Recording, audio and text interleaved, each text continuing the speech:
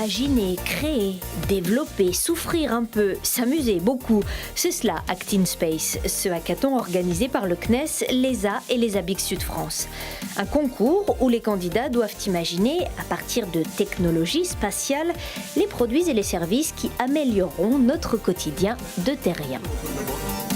T'es sûr que ça va marcher à ce niveau-là, au niveau de l'obésité? Parce que là, on a des moyens que dans le bon sens.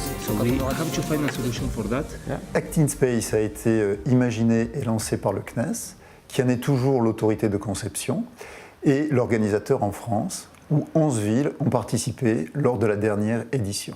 Alors, l'ESA a garanti l'extension en Europe et a délégué à l'ESABIC Sud-France les aspects opérationnels.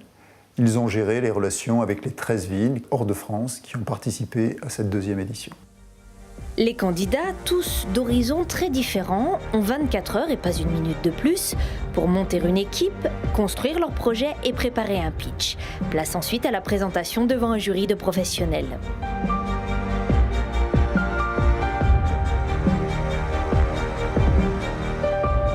Au-delà des prix mis en jeu, l'objectif d'Act in Space, c'est développer l'esprit d'entreprendre et faire que ces idées, souvent lumineuses, se transforment en start-up et en emploi. My biggest expectation is that a lot of ideas will make application to the ESA Business Incubation Centers or other incubation centers. My expectation and the expectation of my colleagues is really that we later have companies which we can count and that there's a product really in the market which will be sold to customers. We also hope that we can pursue this project further and continue to work with ESA Business Incubation Center and to invest our idea and to really make this happen.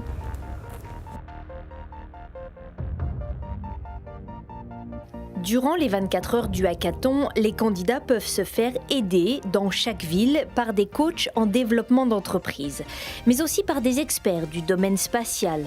Un support organisé par le CNES et renforcé par Airbus Defence and Space et l'ESA.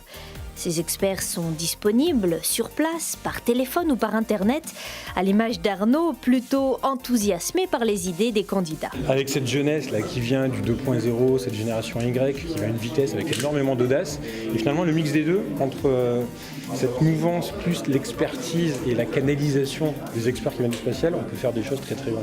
Si ça avait été que moi, j'aurais vraiment participé comme candidat, parce que les défis sont géniaux, il y a des super prix derrière.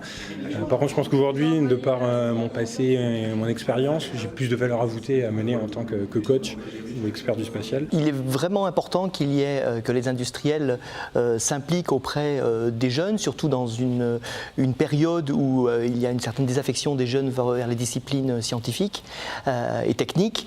Donc ce concours et cette implication est une bonne opportunité de rapprocher les jeunes des industriels. Après une première édition française, le hackathon est donc devenu européen et même mondial, avec la participation du Maroc, de la Turquie et du Brésil, et ça n'est pas fini. This year I'm hoping to learn how the program works and see if we can implement something similar in the States or even join here with the CNES version.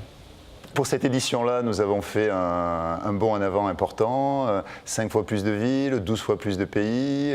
Nous espérons pour la prochaine édition progresser encore et atteindre 30-40 villes, peut-être augmenter encore au niveau de notre extension, peut-être à 3, 4, 5 continents et donc pouvoir effectivement atteindre notre objectif d'un événement worldwide qui permettrait de donner au spatial toutes ces dimensions.